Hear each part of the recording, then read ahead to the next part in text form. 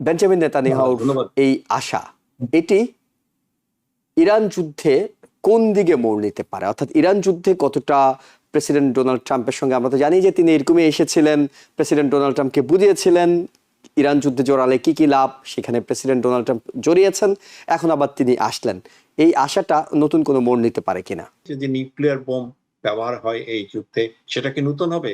না, তার প্রস্তুতি পর্ব হয়তো আমরা দেখতে পাচ্ছি যে হ্যাঁ, মানে কে আগে মারবে বা কে আগে আঘাত করবে, এটার একটা স্ট্র্যাটেজিক্যালি একটা মানে প্ল্যান প্রোগ্রাম থাকতে পারে।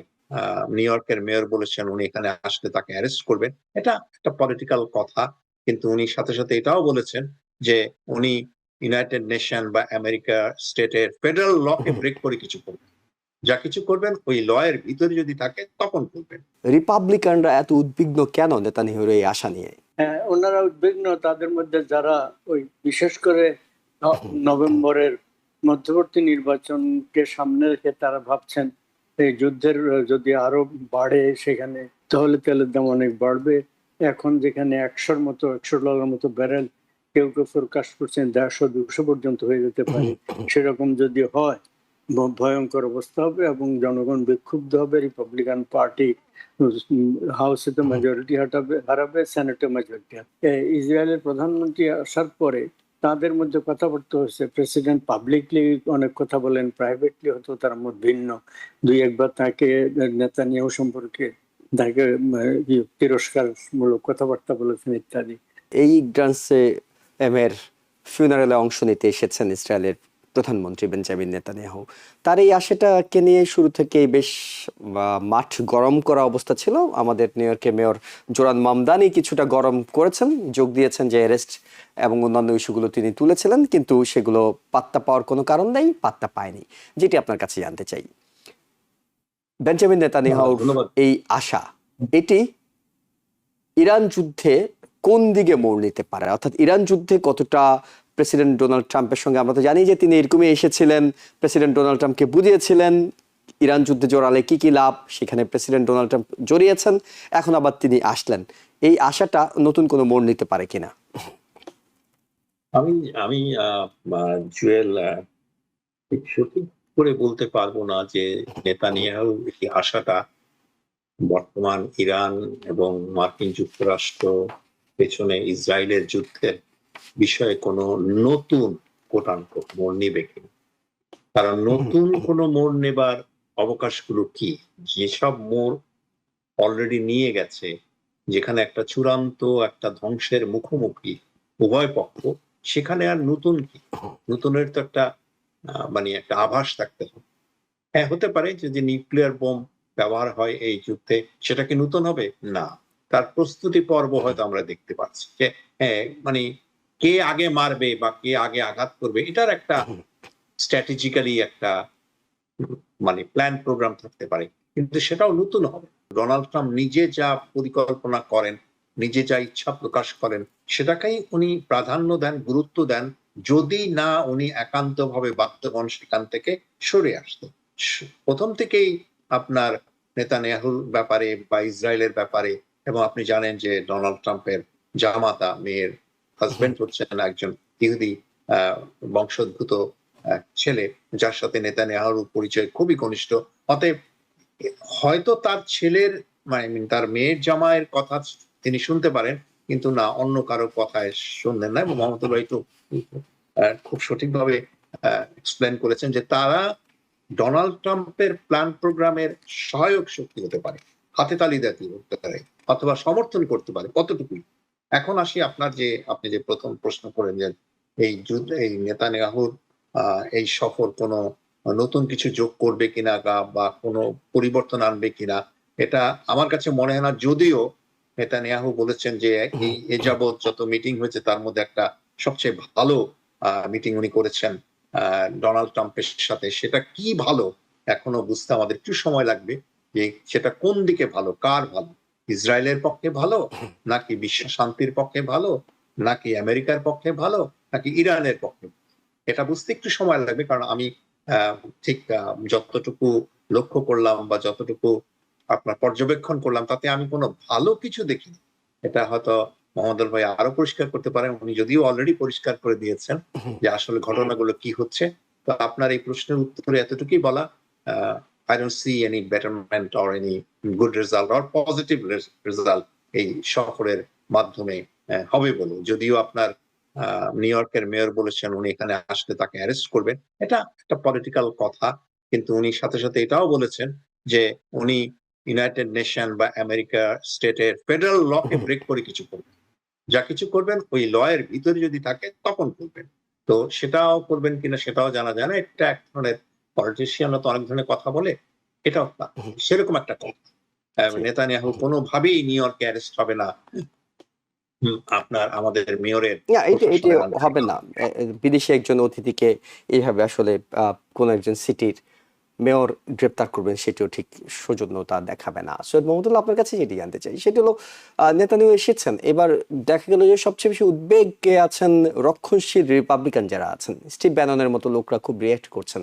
তারা বলছেন যে দ্বিতীয় বিশ্বযুদ্ধের সময় চার্চিল এই 18 মাসে যা এসেছেন নেতানিয়াহু তার চেয়ে দ্বিগুণ আসছেন, এবং প্রত্যেকবারই আসার পরে আমেরিকার ক্ষতি হচ্ছে বলে তারা মনে করছেন। রিপাবলিকানরা এত উদ্বিগ্ন কেন নেতানিয়াহুর এই আশা নিয়ে? 1.5 বছরে 7 বার এসছেন, যাই হোক। জি, ওনারা উদ্বিগ্ন, তাদের মধ্যে যারা ওই বিশেষ করে নভেম্বরের মধ্যবর্তী নির্বাচনকে সামনে রেখে তারা ভাবছেন এই যুদ্ধের যদি আরো বাড়ে, সেখানে তেলের দাম যদি বাড়ে, হরমুজ প্রণালী যদি বন্ধ থাকে, অন্যদিকে ভূমধ্যসাগর ওইটাও যদি হুথিরা বন্ধ করে রাখতে সক্ষম হয়, তাহলে তেলের দাম অনেক বাড়বে। এখন যেখানে $100 মতো ব্যারেল, কেউ কেউ ফোরকাস্ট করছেন 150-200 পর্যন্ত হয়ে যেতে পারে।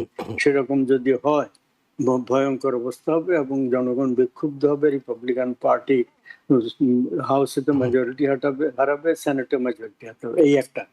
কিন্তু এটা হলে বাইরের কথাবার্তা, তারা সবাই এরকম প্রচন্ড উদ্বিগ্ন, তারা একেবারে শান্তিবাদী লোকজন, এমন মানে নিন্দা তাদের করা উচিত না। তারা ব্যাপারটা বুঝছেন, এই একটা। 2 নম্বর হচ্ছে ইসরায়েলের প্রধানমন্ত্রী আসার পরে তাদের মধ্যে কথাবার্তা হচ্ছে। প্রেসিডেন্ট পাবলিকলি অনেক কথা বলেন, প্রাইভেটলি হয়তো তার মত ভিন্ন।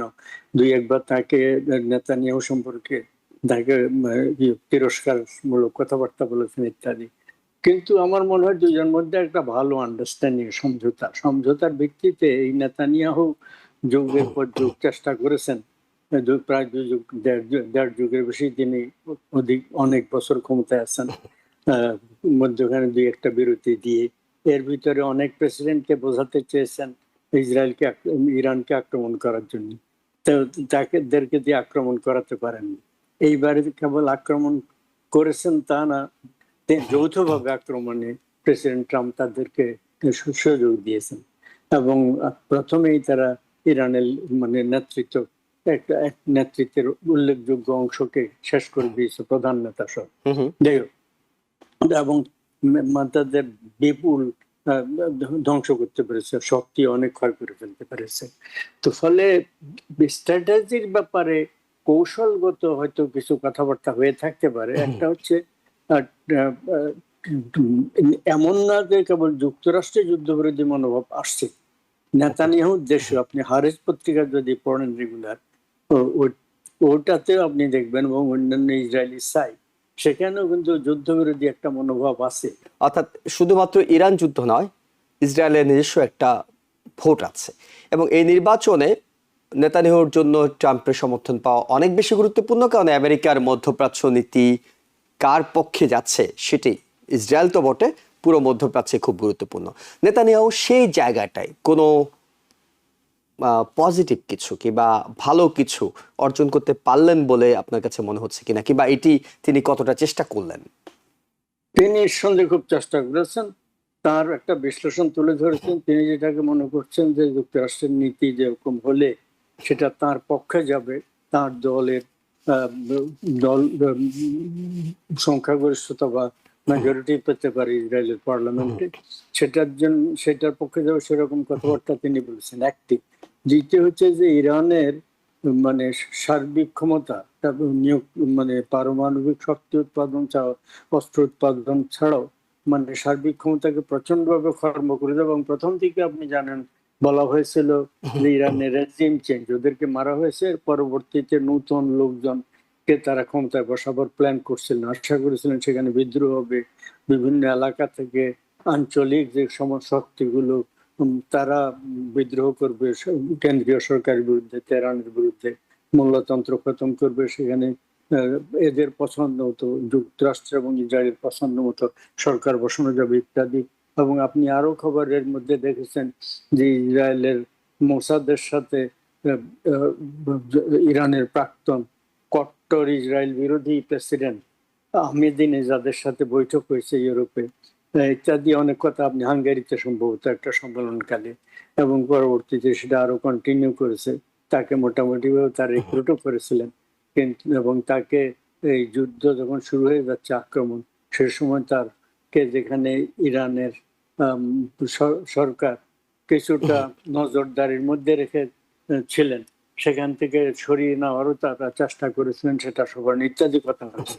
এগুলো আবার ডিসইনফরমেশন ক্যাম্পেইন হতে পারে ওদের ভিতরে বিভেদ সৃষ্টি করার জন্য, যে তাদের ভিতরে এদের লোকজন আছে, বিট্রে করার মতো লোক আছে, এবং তাদের মোল্লাদের মধ্যেও থাকতে পারে, এটা হতে পারে, এটা সত্য হতে পারে, মিথ্যা হতে পারে। যাই হোক, তো ওভারঅল এই সমস্ত তো আমরা দেখছি।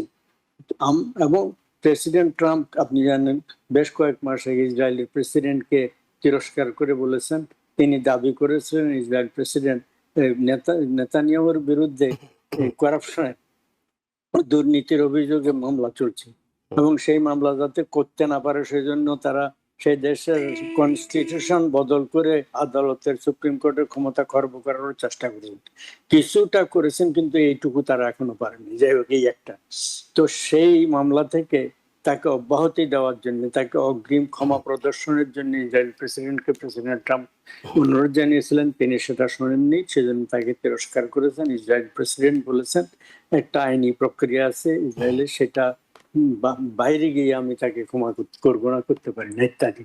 ফলে আপনি দেখেন ওভারঅল এক ধরনের প্রচন্ড মানে তার প্রতি প্রেসিডেন্ট ট্রাম্পের সমর্থন আছে,